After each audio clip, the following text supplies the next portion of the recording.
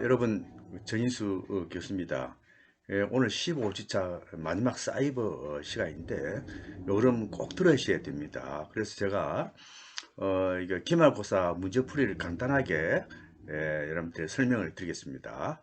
자, 첫 번째, 명확하게 구체적으로 설명하시오. 생물 다양성을 보호하는 이유와 사막화 원인. 두 번째는 지구온난화의 원인, 영향 등에 대하여 기술하시오. 세 번째는 상수 처리 과정을 작성하고 구체적으로 서술하시오입니다. 자, 첫 번째, 생물 다양성을 보호하는 이유가 뭐죠? 여러분들 어떤 생물이 우리를 이렇게 하는지 알 수 없다는 겁니다. 그래서 아주 밝혀지지 않았다는 이야기죠. 더 연구가 필요하다는 이야기입니다. 그다음 두 번째는 수많은 유전적 형질지 야생의 친척들에게 많이 존재하기 때문입니다. 경계적으로 계속 이온 값어치가 있다는 이야기입니다. 자, 그 세 번째는 종들이 서로 영향을 받기 때문입니다. 서로 먹고 먹히는 어떤 연쇄 과정이 있다는 이야기죠. 그래서 지구의 상에 살고 있는 생물들은 생태계에 풍족한 생물 다양성에서 유지되어 있기 때문에 우리가 생물 다양성을 보호하는 의미입니다. 하여튼 이 세 가지만 여러분 적으시면 되겠습니다. 그 다음 두 번째 사막화 원인에 대해서 말씀드리면 자연적 원인과 인위적 원인이 있습니다. 자연적 원인은 한발입니다. 가뭄이죠. 지구의 대기순환의 변화에 따라서 고기압과 저기압이 서로 변동해서 해야 되는데 고기압 지대만 계속 위치해서 비가 오지 않은 사막화 현상의 원인입니다. 예를 들면 사사막이라든지 사할지구라든지 고비사막입니다. 두 번째 원인은 여러분은 인위적 원인입니다. 이게 제일 크죠. UNEP는 자연적 원인에 의한 사막과 약 13% 정도고 나머지 87%는 인위적인 영향에 의한 것을 추정을 하고 있습니다. 자, 구체적으로 보시면 이산화탄소와 같은 온실가스에 의한 지구온난화 현상으로 사막을 더욱 가속화시키기 때문입니다. 자, 그 다음 두 번째는 산림벌채나 산성분에 인해 토양이 산성화되어서 식물이 살 수 없는 항폐화, 사막으로 발전하는 것입니다. 토지 항폐화를 이야기하는 거죠.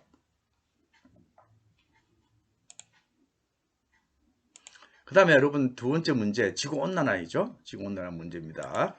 자, 온난화의 원인, 지표면에 흡수된 단파장, 에너지가 많이 갖고 있죠. 태양 복사율은 대기가 냉각될 때 장파장이 적외선이나 열로 지표면에 재복사되죠. 장파장이 단파장이 장파장으로 바뀝니다.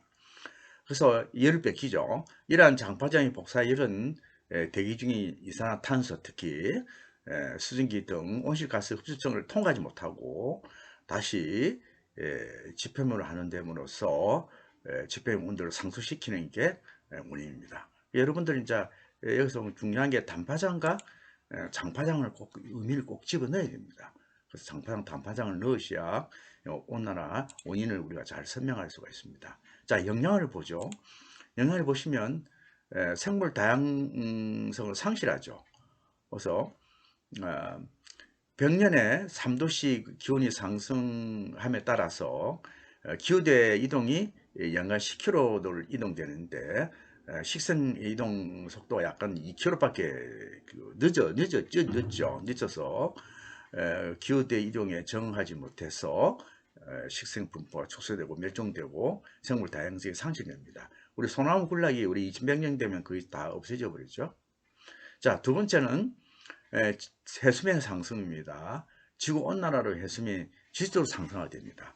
북구가 남극 얼음이 녹아버리죠. 그래서 해수면이 상승되죠. 많은 나라들이 물에 잠기는 그런 결과가 있죠. 그 다음에 수온 상승에 따라 해양 생태계 변화가 심하게 일어난다는 이야기죠. 지구 수온 상승에 따라서 환경 변화로 인해 바다의 생산력이 대폭 감소되거나 어용량이 변경이 되는 이야기입니다. 예를 들면 멸치가 남해 나는데 나지 않고 어디 납니까? 서해 난다든지 많은 조기가 새어났는데 조기 없어진다든지 이런 변화가 생긴다는 이야기죠.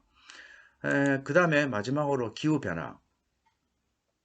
기온과 강수의 변화로 해서 농업 생산량이 예측이 어렵고 또 해충의 분포 확대되는 예상이 된다는 얘기죠.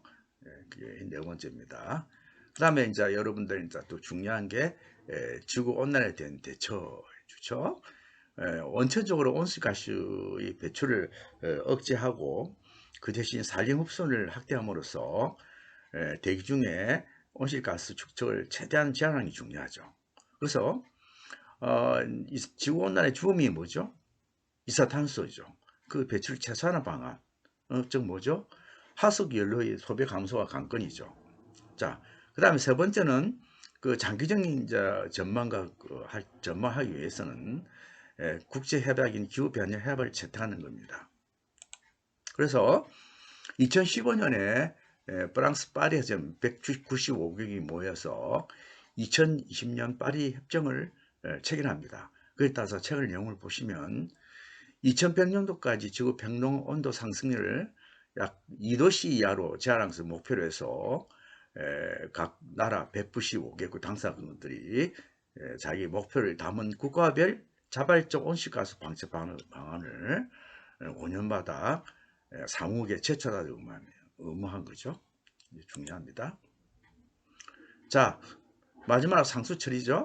여러분 온수 처리는 뭐죠? 로우 워터죠. 이거는 상수용 온수로 사용되는 물, 강이나 하천, 호수 등의 지표수나 하천의 복류수 등을 사용합니다. 온수가. 그렇지만 수치를 할 수밖에 없죠. 그런 온수도 수처리 과정을 거쳐서 정수의 과정 등으로 공급을 하기입니다. 우리 중요한 수처리 이제 과정이 있죠. 이 그림을 보시면 차수정, 침사지, 약분 투입시, 혼화지, 응집지, 침전지, 여가지, 활성탄 흡자, 소독실, 정수지, 그다음 배수지 이 두 가지가 또 추가가 되어 있죠. 자, 그럼 구체적으로 우리가 설명을 해보겠습니다. 자, 원수를 치수하는 것으로 치수탑을 치수함이죠. 치수상이죠. 네? 치수탑을 통해서 하는 거죠. 그 다음에 착수정, 침사지인데 이 침사지 이제 들어오죠. 이렇게 들어오면 이게 온수에 포함된 각종 이물질, 흙, 모래, 침전성 큰 입자들 증강시켜 재결을 시키죠. 그 다음 약품 투입실 같죠. 약품 투입실은 코로이드 같은 부유물질을 제거해서 응집제를 투입하는 거죠. 약품 투입실. 그 다음에 어떻게 해요? 그 다음 혼화지겠죠. 혼화지에 물과 응집될 약품을 잘 섞이도록 이제 균일하게 혼합시키죠. 그렇죠? 혼화지죠. 그 다음에 응집지, 이제 응집된 거를 이제 접촉해서 컴퓨터 형성을 하도록 되는 거죠. 응집지. 그 다음 침전지, 침전으로 자란 그 콜로디 입자들이 진강시켜 물과 분리시키죠. 이렇게 세물이죠. 그 다음에 여가지, 모래 자갈로 이제 구성이 돼서 여가지 더 미세한 응집 물질을 제거시키죠. 중요하죠. 그 다음에 활성탄 흡착입니다. 맛과 냄새의 원인을 유물을 합성하여 흡착하여 활성탄을 가루 이게 입자로 이렇게 그렇죠. 냄새가 안 나고 물맛을 좋게 하죠. 그 다음에 소독실이 또 중요한데 물속에 남아있는 세균을 죽이기 위해서 살균제를 투입하는데 염소가스나 치하염소성 약품을 주의합니다. 그 다음에 여러분 마지막 정수지 물을 가둬 있다가 배수지 관을 통해서 가정에 유입되는 것이 마지막입니다. 여러분 이제 이렇게 제가 세 가지 문제를 풀이를 했습니다. 여러분 기막으로 잘 치른 걸 생각합니다. 여러분들 마지막으로 이제 팀별로 조를 이뤄서 잘 이번 수업을 잘 진행됐습니다. 너무나 감사하고 너무나 제가 고맙습니다.